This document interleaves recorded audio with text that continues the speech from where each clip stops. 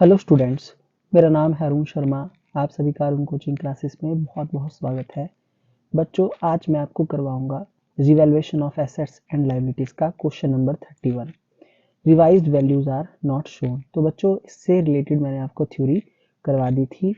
आज मैं आपको इससे रिलेटेड जो है वो न्यूमेरिकल करवाऊंगा। बट आपसे एक छोटी सी रिक्वेस्ट है, अगर आप इस चैनल पर नए आए हैं तो प्लीज़ प्लीज़ मेरे चैनल को सब्सक्राइब करें, बेल आइकन को प्रेस करें लेटेस्ट अपडेट्स के लिए, और वीडियो को ज़्यादा से ज़्यादा शेयर करें, लाइक करें, कमेंट करना ना भूलें कि आपको जो है मेरे लेक्चर्स कैसे लगते हैं। सो स्टूडेंट, मैंने आपको सिखाया था कि जब भी रिवाइज्ड वैल्यू को नहीं दिखाया जाएगा बैलेंस शीट में, तो और उस केस में अगर हम क्या नहीं बनाते हैं, रिवैल्यूएशन अकाउंट नहीं बनाते हैं, है ना, तो हमको एडजस्टमेंट एंट्री जो है पास करनी पड़ेगी। तो यहाँ पे बोला भी गया, देखिए यहाँ क्या कहा गया है कि ए बी सी 3 पार्टनर्स हैं और इनका प्रॉफिट शेयरिंग लॉसेस का जो रेशो है वो है 2:2:1। ये ओल्ड रेशो है। They decided to share profit with the effect from 1 April 2024 in the ratio 5:3:2। तो 5:3:2 ये न्यू रेशो है। ठीक है, तो अभी तक हमारे पास क्वेश्चन में ओल्ड और न्यू रेशो दिया गया है। So they also decided not to change the values of assets and liability in the books of account। ठीक है, कि उन्होंने क्या मतलब डिसीजन लिया है कि वो एसेट और लाइबिलिटी की जो भी वैल्यूज हैं उनको बुक्स ऑफ अकाउंट्स में चेंज नहीं करना चाहते। The book values and revised values of assets and liabilities on the date of change were as follows. तो देखिए बच्चों, यहाँ पे आपके पास बुक वैल्यू दी गई है और रिवाइज वैल्यू भी दी गई है। ठीक है, तो ये जब भी आपके पास ऐसा क्वेश्चन आता है बच्चों, तो इस केस में हम रिवैल्यूएशन अकाउंट एक तो नहीं बनाएंगे, है ना, और इस केस में हम नेट इफेक्ट निकालेंगे रिवैल्यूएशन का, और उसको किस में उसको जो है हम सैक्रिफाइसिंग रेशो में एडजस्ट करेंगे, है ना। उसके लिए एडजस्टमेंट एंट्री पास करने के लिए यहाँ पे बोला गया है पास एंड एडजस्टमेंट एंट्री। तो कैसे करेंगे क्वेश्चन, सबसे पहले आप ऐसे जो है फॉर्मेट लगा लीजिए बच्चों। ये फॉर्मेट है जर्नल का। ओके, इस तरीके से आप जर्नल का एक फॉर्मेट लगा लीजिए। ठीक है, इसके नीचे हम क्या बनाएंगे, इसके नीचे वर्किंग नोट बनाएंगे। ओके, तो इसके नीचे जो है हम वर्किंग नोट बनाएंगे।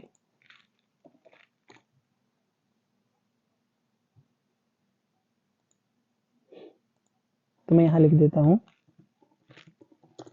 Working notes.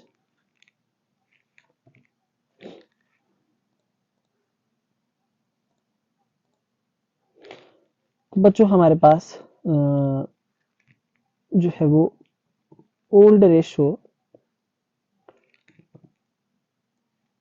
जो दी गई है ना, और न्यू रेशो क्या दी गई है उसको मैं सैक्रिफाइसिंग रेशो में बाद में निकालता हूँ।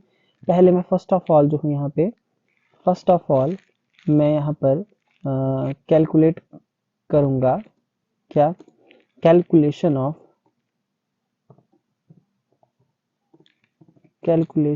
Of net effect of revaluation.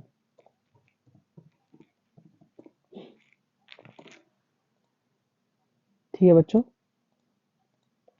देखिए इसको कैसे निकालते हैं। आप देख सकते हैं पहला जो है हमारा मशीनरी है, इसकी बुक वैल्यू है 2,50,000 रुपए और इसकी रिवाइज्ड वैल्यू है 3,00,000 रुपए। तो इसकी वैल्यू जो है वो 50,000 से बढ़ रही है, जैसा कि आप देख सकते हैं, है ना। तो हम यहाँ पे लिखेंगे क्या, इंक्रीज, है ना,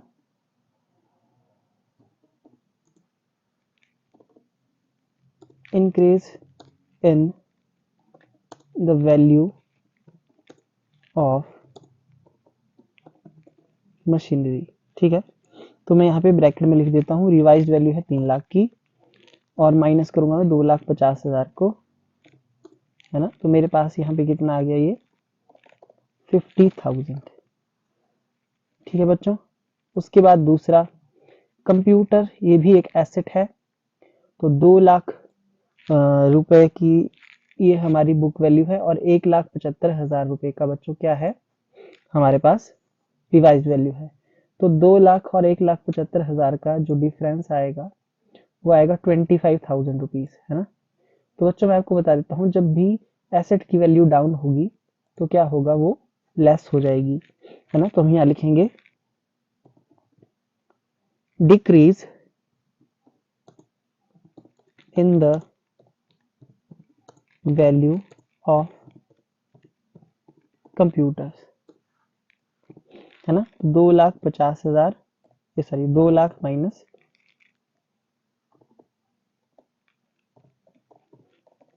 1,75,000।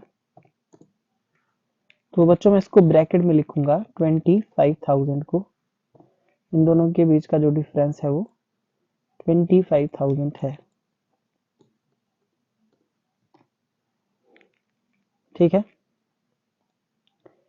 तो जो भी हमारा एसेट की वैल्यू में डिक्रीज आएगा वो माइनस होगा, इसलिए मैंने इसको किस में लिखा है, ब्रैकेट में।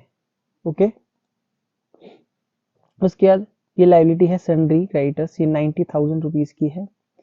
बुक वैल्यू इसकी और रिवाइज्ड वैल्यू है 75,000। तो बच्चों ये वैल्यू डाउन हो रही है, क्रेडिटर्स डाउन हो रहे हैं, तो हम यहाँ पे क्या लिखेंगे, decrease in the value of creditors, है ना। तो मैं यहाँ पे लिख दूंगा, आप भी लिख दीजिए, decrease in the value of creditor,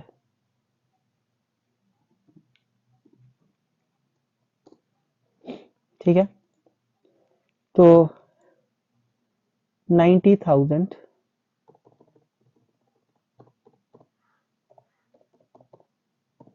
minus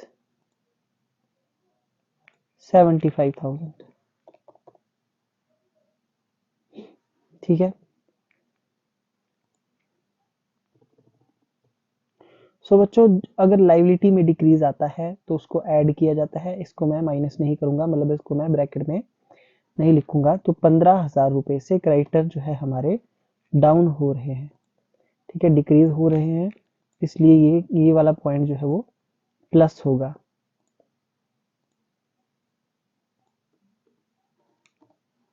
ठीक है। तो मैंने इसको ब्रैकेट में नहीं लिखा है। उसके बाद आउटस्टैंडिंग एक्सपेंस, ये भी लाइबिलिटी है, तो ये 15,000 की बुक वैल्यू है, 25,000 की रिवाइज्ड वैल्यू है, तो ये बढ़ रही है 10,000 से। तो बच्चों तो जब भी लाइबिलिटी बढ़ती है बच्चों, है ना, तो वो माइनस हो जाती है, ठीक है। तो हम यहाँ लिखेंगे increase in the value of outstanding expense, इस तरीके से हम लिखेंगे, increase in the value of outstanding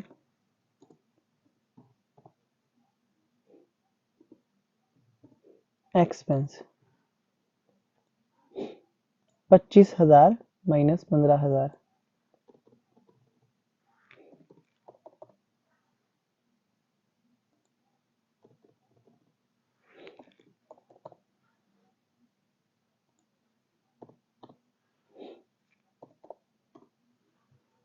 ठीक है। तो आप यहाँ पे देख सकते हैं इस तरीके से।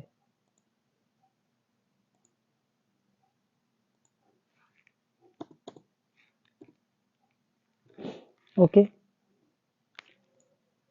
सो अब हम नेट इफेक्ट निकालेंगे। यहाँ पे देखिए 50,000, है ना, माइनस करेंगे 25,000, प्लस करेंगे 15,000, है ना, और माइनस करेंगे 10,000 को, तो ये आ गया 30,000 रुपए, ठीक है। जो लास्ट वाला है ये, जब भी लाइबिलिटी की वैल्यू बच्चों बढ़ेगी तो इसका मतलब ये है कि ये माइनस होगा, इंक्रीज इन लाइबिलिटी जो है वो माइनस होता है, ठीक है।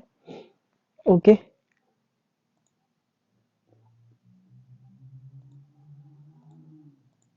तो माइनस कर देंगे, माइनस करके जो है ये 30,000 रुपीज जो है हमारा ये आ रहा है, 30,000 रुपीज।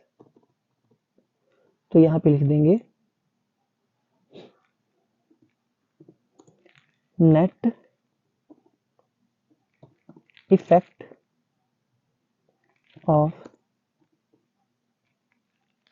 रिवैल्यूएशन, है ना, और ये क्या है, ये है प्रॉफिट, है ना। नेट इफेक्ट जो है हमारा क्या आ रहा है, यहाँ पे मैंने ब्रैकेट में इसको लिख दिया, ये है प्रॉफिट है बच्चों, और ये कैलकुलेट करके जो है 30,000 रुपए आ रहा है।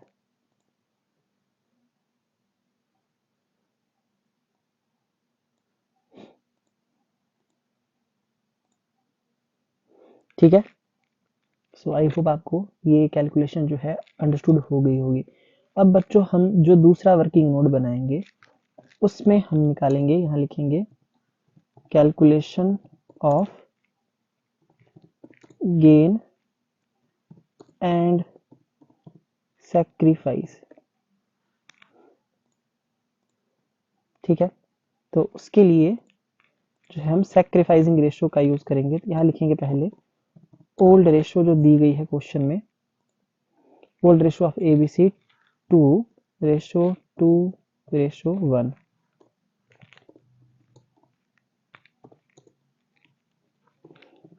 और जो न्यू रेशियो है वो है 5:3:2, 5:3:2। ठीक है, तो एज गेन और सैक्रिफाइस कैसे आएगा? तो सैक्रिफाइसिंग रेशियो का जो फॉर्मूला है हम उसको यूज कर सकते हैं यहाँ पे, है ना।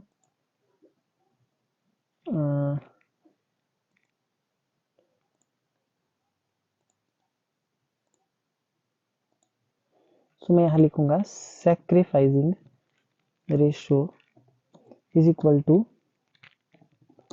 Old share minus new share.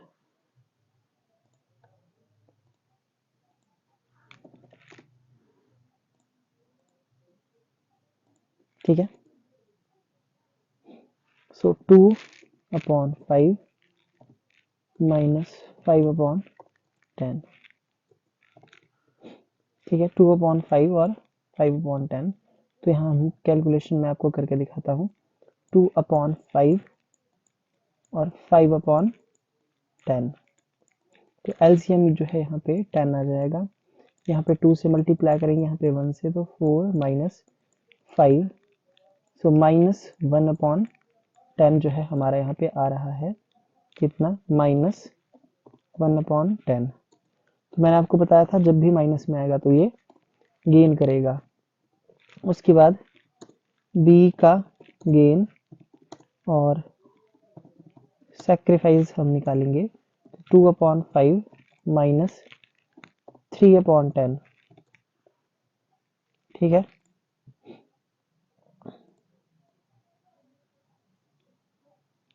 सो यहाँ पे जो है हम अब लिखेंगे 3/10 जो नई रेशो है।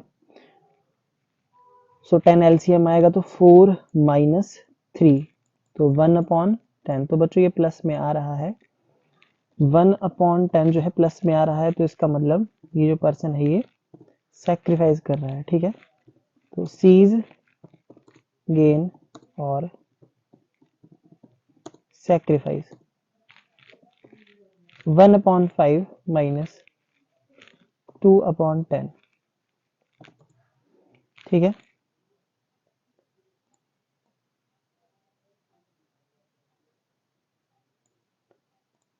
वन अपॉन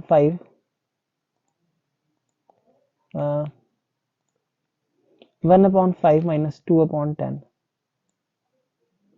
तो यहाँ पे 2 से और यहाँ पे 1 से, तो 2 माइनस 2 इज इक्वल टू 0/10। तो बच्चों यहाँ पे कोई भी इफेक्ट नहीं होगा, तो यहाँ हम लिखेंगे 0/10, ब्रैकेट में लिख देंगे नो इफेक्ट। ठीक है, उसके बाद क्या होगा कि ये थर्ड वर्किंग नोट हम बनाएंगे। यहाँ लिखेंगे प्रॉफिट ऑन रिवैल्यूएशन, है ना। ये देखिए, ये जो प्रॉफिट ऑन रिवैल्यूएशन है,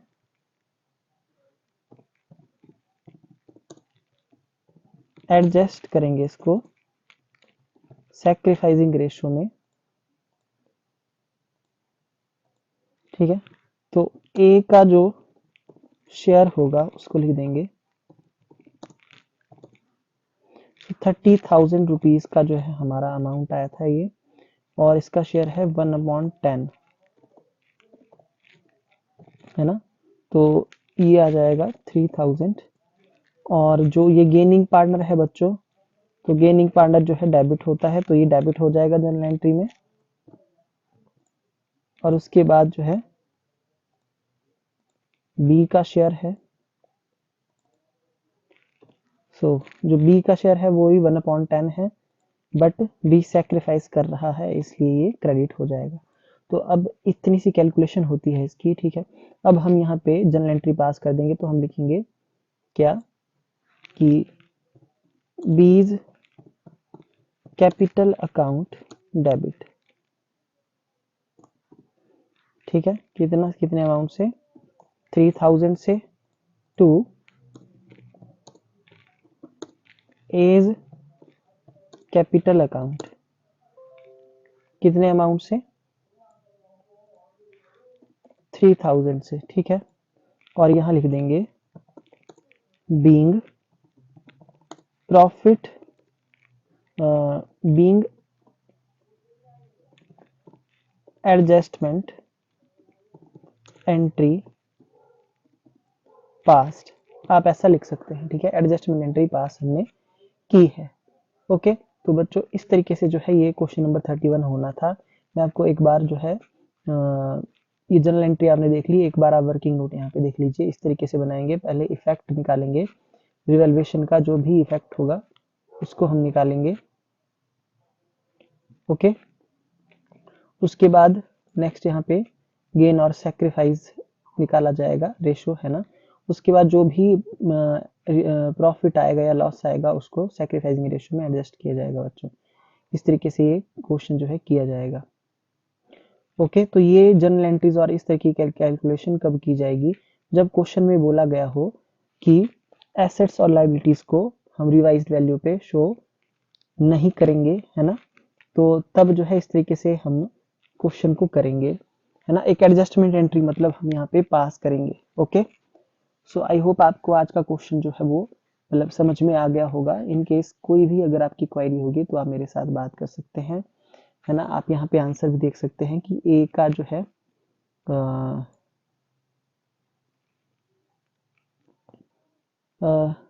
एक बार बच्चों मैं अपनी एंट्री देख लेता हूँ। देखिए गेनिंग पार्टनर जो है वो ए है, तो यहाँ मैंने सॉरी यहाँ पे ए का कैपिटल अकाउंट ही डेबिट होना चाहिए था, है ना। और यहाँ पे बी है ना। और वर्किंग नोट में मैंने नीचे क्या लिखा है कि हाँ देखिए ए का कैपिटल अकाउंट ही डेबिट होगा। मैंने वर्किंग नोट में पहले नीचे लिख दिया है, सॉरी ये ध्यान से देखना पड़ता है। ओके सॉरी, गेनिंग पार्टनर हमेशा डेबिट होता है। तो ए का कैपिटल अकाउंट डेबिट होगा और बी का कैपिटल अकाउंट क्रेडिट होगा, है ना। यही हमारा आंसर भी बिल्कुल ठीक है कि ए का कैपिटल अकाउंट डेबिट है और बी का कैपिटल अकाउंट क्रेडिट है 3000 रुपए से। कैलकुलेशन बिल्कुल ठीक है। तो फिर से आप वीडियो को बार बार देख लीजिए, कहीं कोई भी गलती यहाँ पे नहीं है, ठीक है ना। एंट्री में अभी मैंने एंट्री ठीक कर दी है और दूसरा कैलकुलेशन भी बिल्कुल ओके है, ठीक है सारी। So thank you so much.